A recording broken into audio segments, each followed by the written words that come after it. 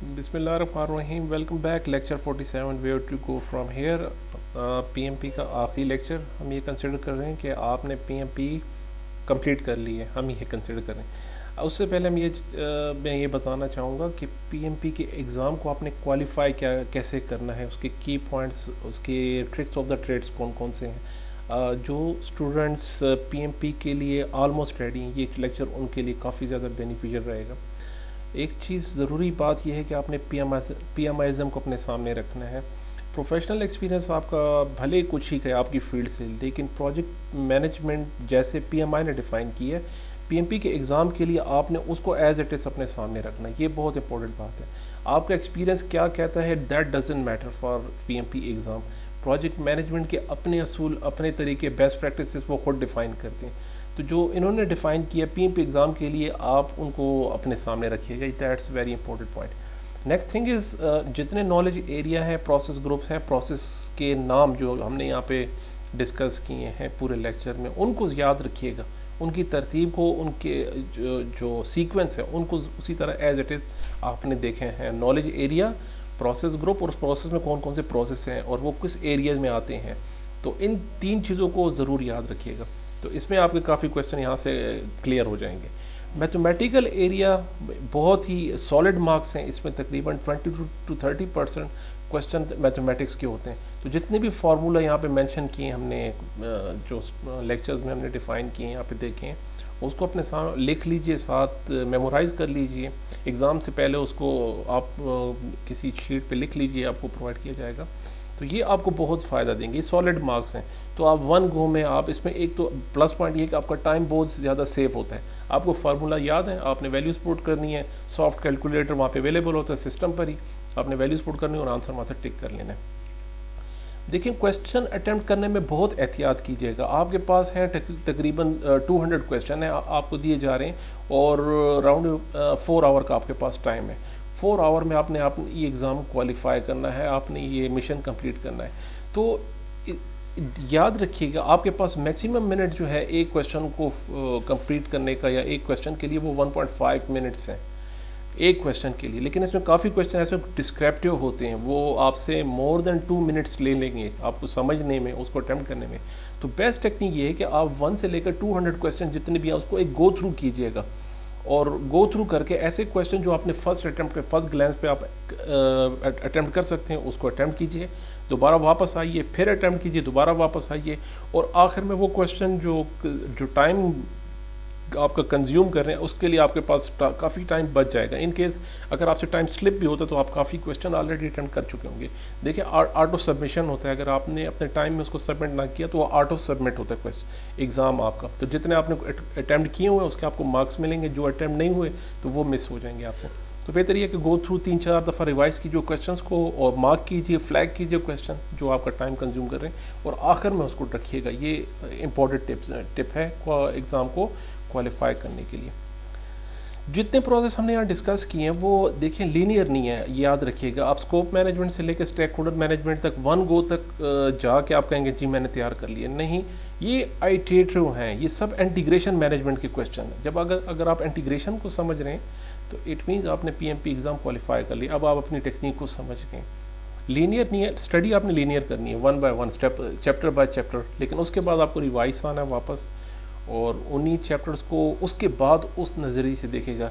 देखें, इसको जब हम स्कोप मैनेजमेंट स्टडी कर रहे थे, उस टाइम हमें नहीं पता था कि क्वालिटी मैनेजमेंट क्या होती है, रिस्क मैनेजमेंट क्या होती है, इसमें प्रोक्योरमेंट वालों का क्या रोल आने वाला है, इसमें स्टेक होल्डर्स का क्या, उस टाइम हमें नहीं पता था।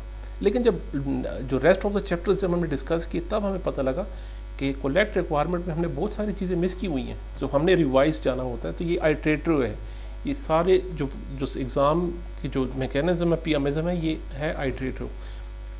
तो मैं यही कहना चाहूँगा कि जब आप कुछ चैप्टर्स कंप्लीट कर लें तो लास्ट चैप्टर के बाद अगेन आपने 1-2 दफ़ा इसको रिवाइज ज़रूर करना है, इन सारे प्रोसेस को।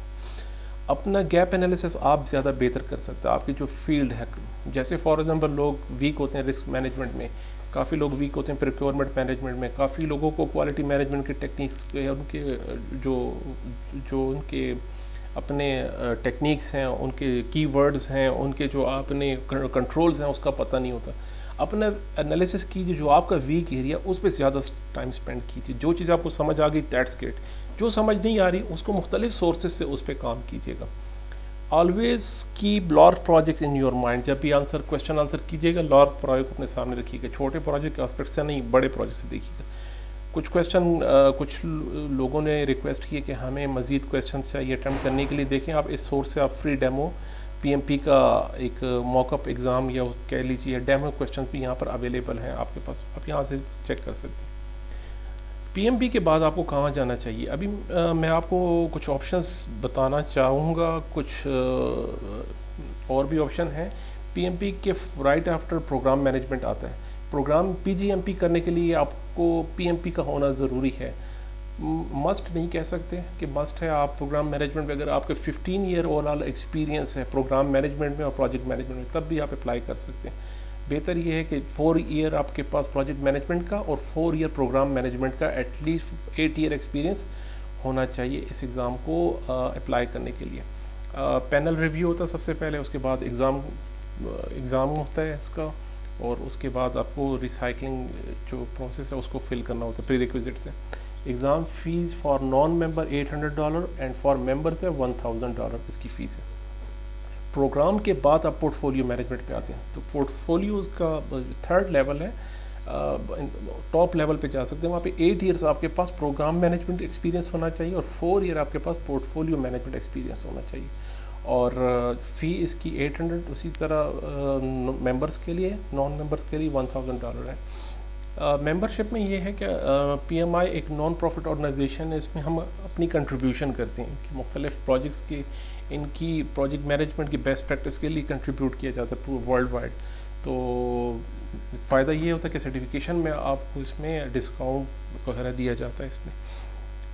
सेम पीएमपी के पैरेलल भी एक सर्टिफिकेशन है पीबीए, प्रोफेशनल बिजनेस एनालिसिस है, इसको पीबीए कहते हैं। या आप पीएमपी कीजिए या आप बिजनेस एनालिस्ट की सर्टिफिकेशन भी कर सकते हैं। ये 2 डिफरेंट एस्पेक्ट्स है। यहाँ पे हमारी पीएमपी में प्रोजेक्ट मैनेजमेंट का फोकस होता है और यहाँ पे हमारे पास बिजनेस एनालिस्ट का एनालिसिस का प्रोसेस होता है कि मल्टीपल वे से हम बिज़नेस को कितने प्रोफेशनली डेवलप कर सकते हैं। ये सर्टिफिकेशन मतलब पीएमपी से इससे कोई रिलेवेंट नहीं है, लेकिन इसको आप कह सकते हैं कि पैरेलल एक और सर्टिफिकेशन भी है। तो आपके पास 2 ऑप्शन भी हैं, यानी आप पीएमपी की तरफ भी जा सकते हैं और पीबीए की तरफ भी जा सकते हैं। सेम रिक्वायरमेंट है जो पीएमपी के लिए, और सेम एग्ज़ाम फ़ी और रिक्वायरमेंट सेम पीबीए के लिए। मेरी अपनी पर्सनल रिकमेंडेशन ये होती है अपने स्टूडेंट्स के लिए जो पीएमपी क्वालिफाई कर लेते हैं, मैं उन्हें कहता हूँ कि आप या रिस्क मैनेजमेंट की तरफ चले जाएं या स्केड्यूल मैनेजमेंट की तरफ। ये मेरी रिकमेंडेशन होती है। आप अपनी एक्सपर्टीज़ देख सकते हैं, अपनी रिक्वायरमेंट देख सकते हैं। रिस्क मैनेजमेंट में 5 ईयर एक्सपीरियंस होना चाहिए, जिसमें 2 ईयर एक्सपीरियंस रिस्क मैनेजमेंट का होना चाहिए।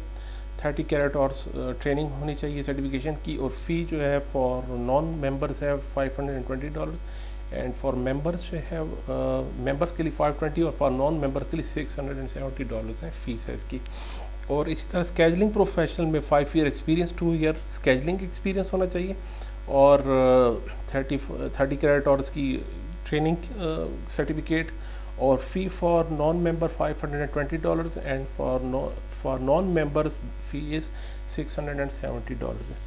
मज़ीद अगर आपको सर्टिफिकेशन के बारे में इंफॉर्मेशन चाहिए, हाउ टू अप्लाई या उसकी किस तरह प्रिपरेशन करनी है, तो सोर्स यहाँ पे मेंशन है। आप पीएमए की जो वेबसाइट है, सोर्स है, यहाँ से आप उसकी मज़ीद डिटेल हासिल कर सकते हैं। Thank you so much. ये हमारा आखिरी लेक्चर नहीं था। कीप इन टच, इंशाल्लाह मिलते हैं किसी नेक्स्ट कोर्स में, नेक्स्ट जगह पे। और कोई भी आपको हेल्प की ज़रूरत हो, कहीं पे गाइडेंस की ज़रूरत हो, हर लेक्चर के स्टार्ट में मेरा ईमेल एड्रेस मेंशन है, आप कांटेक्ट कर सकते हैं। Thank you so much. अल्लाह हाफिज़।